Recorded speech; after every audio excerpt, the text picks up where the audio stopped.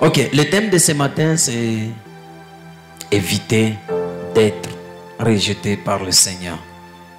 Évite. Amen. Hein? Que faire pour ne pas être un serviteur inutile? Que faire pour que le Seigneur ne nous rejette pas?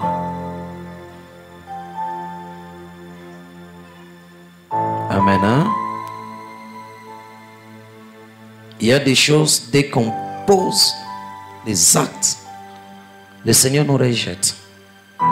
Il nous rejette facilement. Il dit, tu es un serviteur inutile. Amen. Hein? Ce sont des choses qu'il faut, moi et toi, qu'on évite. Pour qu'on ne soit pas rejeté par le Seigneur. Pour que ta vie ne soit pas rejetée. C'est ce que la Bible dit. Plusieurs diront, nous avons chassé les démons en ton nom. Nous avons opéré les miracles.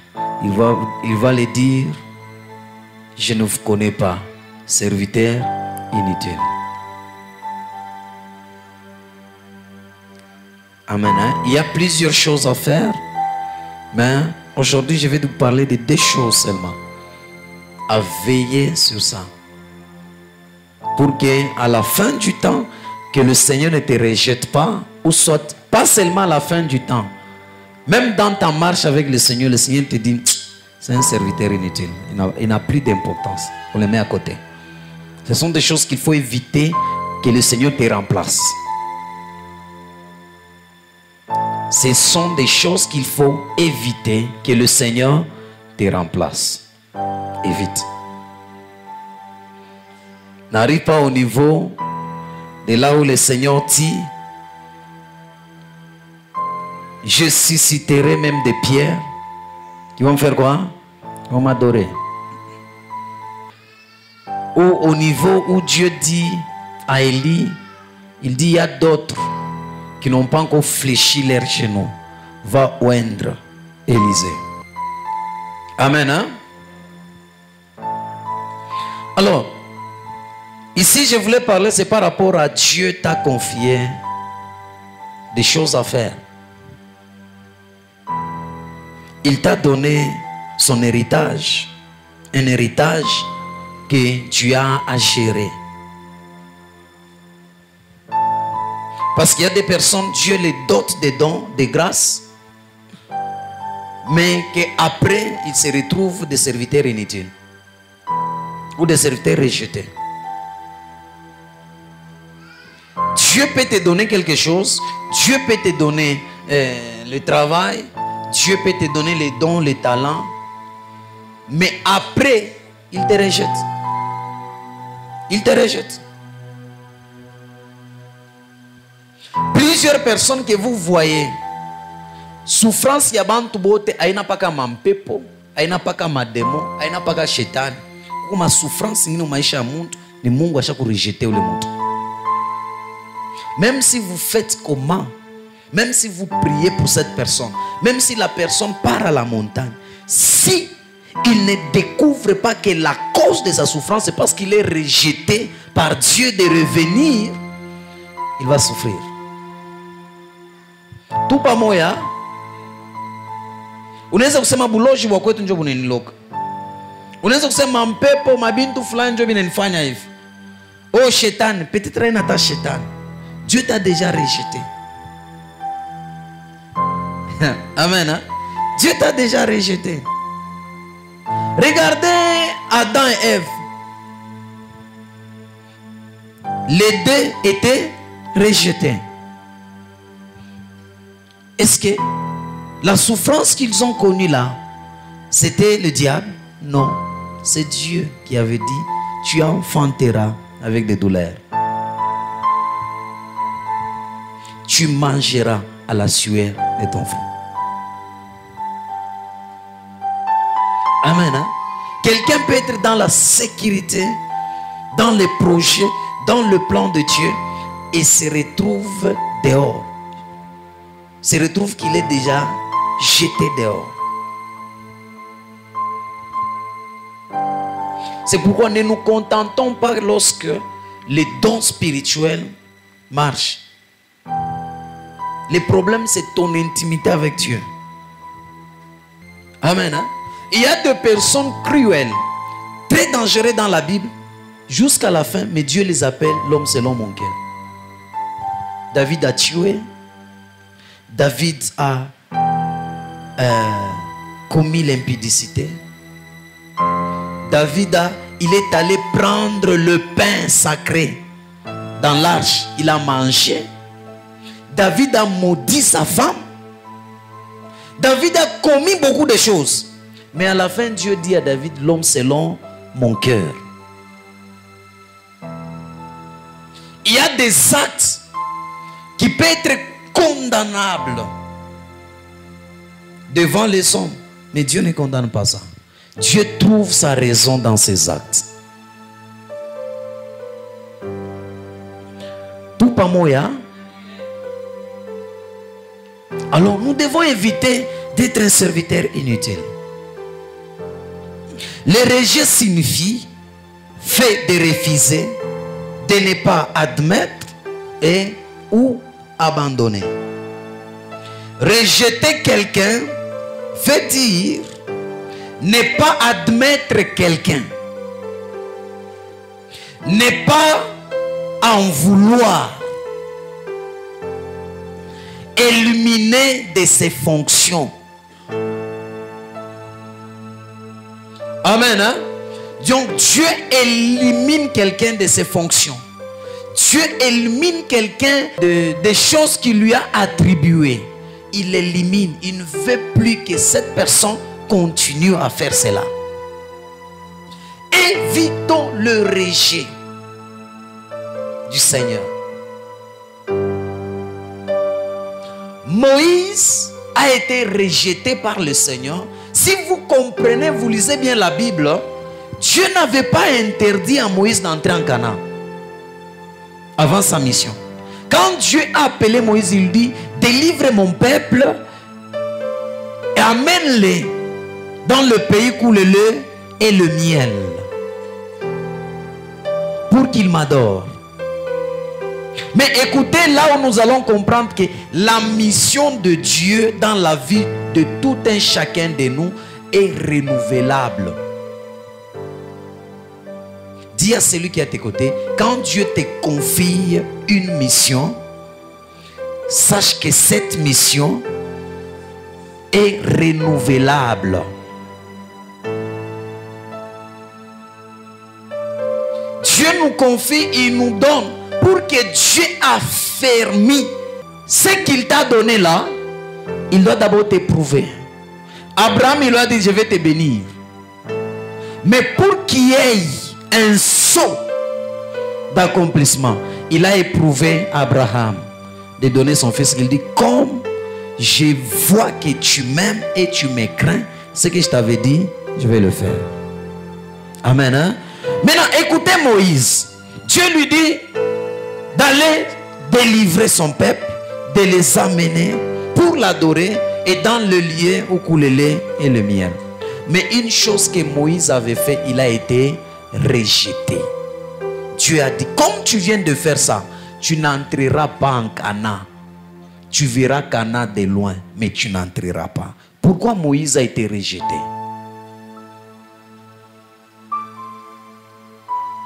Quand vous lisez bien l'histoire de Moïse, Moïse n'était pas juste. Hein? Moïse avait des problèmes.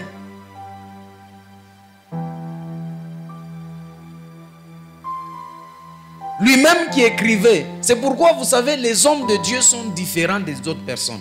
Le même qui écrivait interdisant aux gens de ne pas épouser les femmes étrangères. Mais lui est allé épouser une femme étrangère. Et Dieu trouve cela bien et l'agrée. Amen. Hein? C'est lui qui a osé s'élever. Myriam et Aaron, Dieu a frappé Myriam de lèpre parce qu'il a osé parler de la femme de Moïse. Amen. Hein? Parce qu'il a osé de parler de la femme de qui?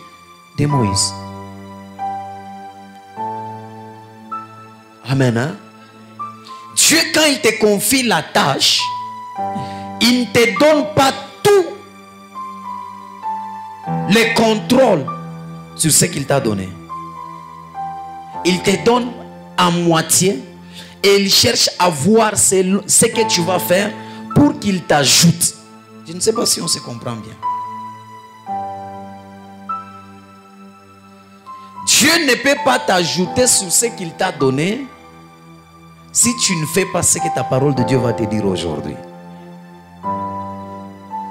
Amen. Hein? 1 Samuel 16, 7. Et l'Éternel dit à Samuel, Oui. ne prends point garde à son apparence Oui. et à la hauteur de sa taille, car je l'ai rejeté. Oui. L'Éternel ne considère pas ce que l'homme considère. Oui. L'homme regarde à ce qui frappe les yeux, mais l'Éternel regarde au cœur. Amen. Amen. Hein? Les erreurs sont différents de péché.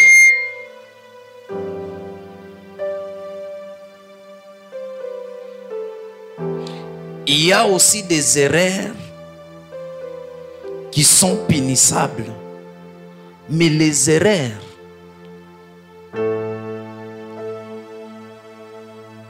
ne sont pas le péché.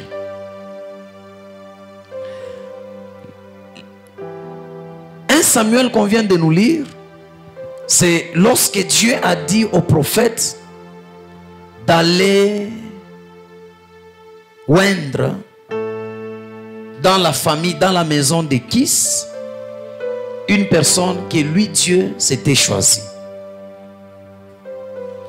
Le prophète qui arrive là, on lui présente le frère de David. Ils étaient beaux, élancés, guerriers, et il s'est trompé. Il voulait oindre ces gens. Dieu dit, ne regarde pas sa hauteur ou à son apparence, car je l'ai déjà rejeté. Laisse-moi te dire, il y a une chose. Il y a des personnes, tu peux les regarder comme ça, être une mauvaise personne, mais le cœur est bon.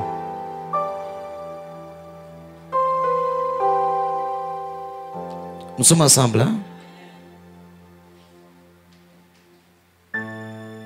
Il y a des personnes qui peuvent arranger leur apparence, nettoyer l'extérieur, mais l'intérieur est pourri.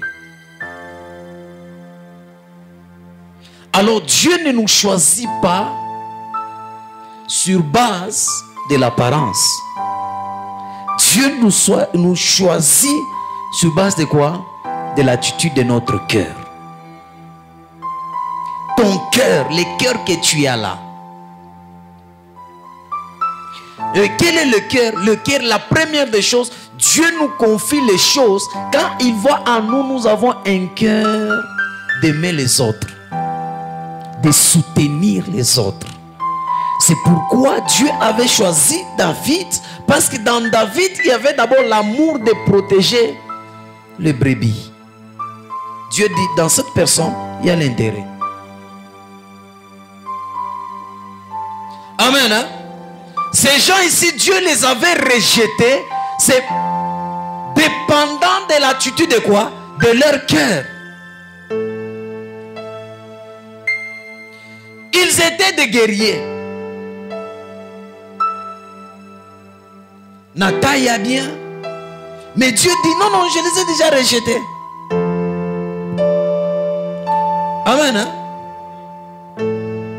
Il y a des choses qui font que une personne, un serviteur soit inutile, soit rejeté.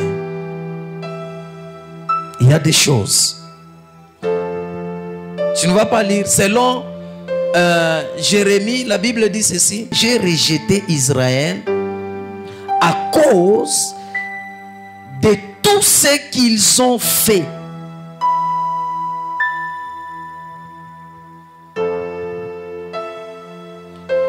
nous rejette, c'est par rapport aux choses qu'on peut poser. Dieu rejette quelqu'un par rapport aux choses que tu peux faire dans la vie. Et Dieu te trouve un serviteur inutile. Et beaucoup plus, Dieu nous rejette lorsqu'on commence à jouer avec son troupeau.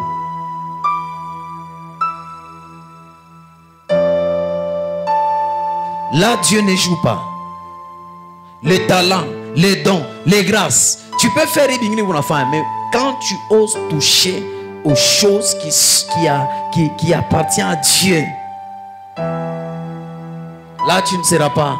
Dieu ne sera pas d'accord avec toi. Amen, hein?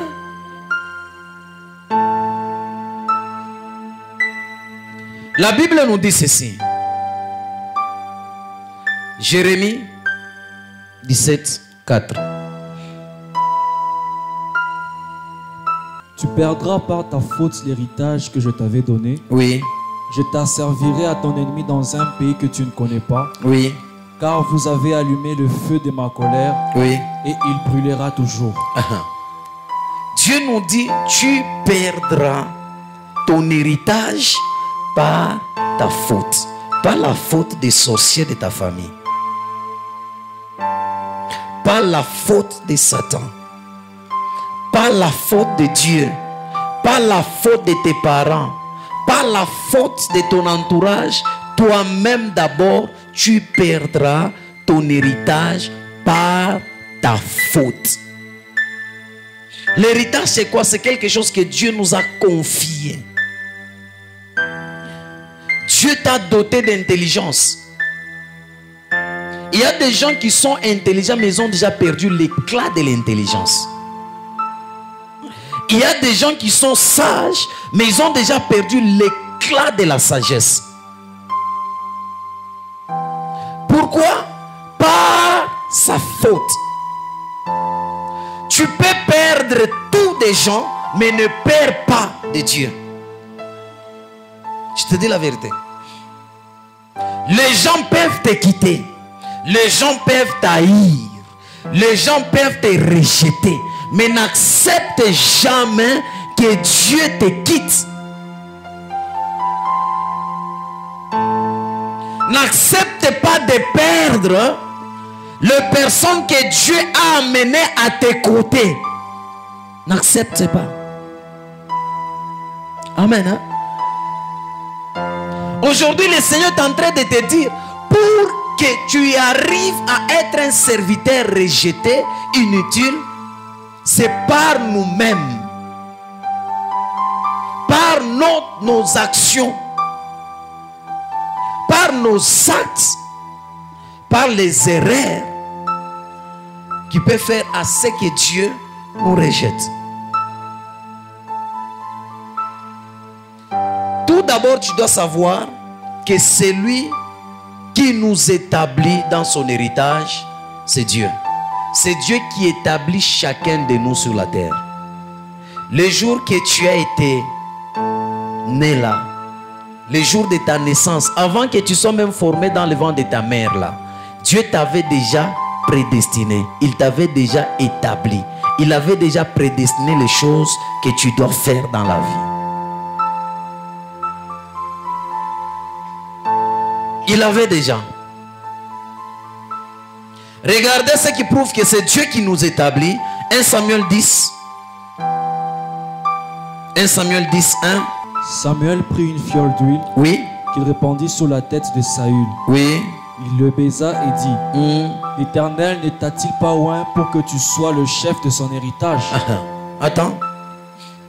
Il dit, l'Éternel ne t'a-t-il pas oint pour que tu sois le chef de son héritage? L'héritage qu'il parlait, c'est quoi?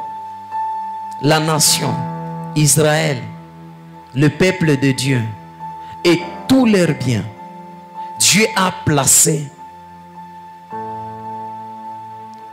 Saul pour qu'il soit chef, qu'il gère et qu'il garde. De la même façon qu'au commencement. Oui, Genèse. Genèse 2, 15 à 16, nous lisons dans le nom de Jésus. Amen. L'Éternel Dieu prit l'homme Oui. et le plaça dans les jardins d'Éden pour le cultiver et pour le garder. Oui. Merci. Les jardins d'Éden, c'était quoi? C'est l'héritage de Dieu. Et il prend l'homme, il le confie. Qu'est-ce que Dieu t'a donné comme héritage, toi? Peut-être ça peut être l'intelligence. Dieu t'a donné, par exemple, il t'a confié les dons, les talents. Comment tu l'as kushuka?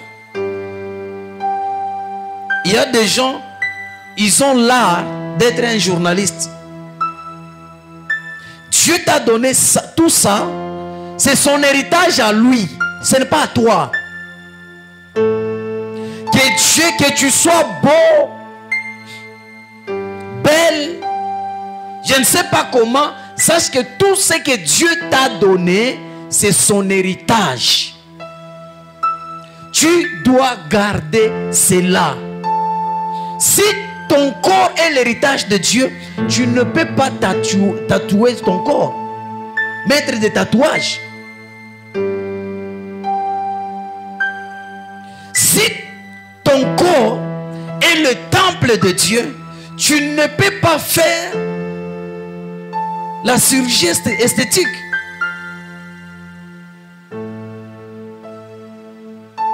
Amen. Hein? Oh non, je dois faire ceci. Non, ce que Dieu t'a donné, c'est son héritage. Dieu peut le récupérer facilement. Et il peut te rejeter. Tu restes un serviteur inutile. Tu as tous les atouts. Tu as l'intelligence. Tu es sage. Tu as je ne sais pas quoi. Mais ça ne sert à rien. Tu restes un homme ordinaire. Un homme ordinaire. Pourquoi? Parce que Dieu t'a rejeté. La première des choses qui pousse Dieu à nous rejeter,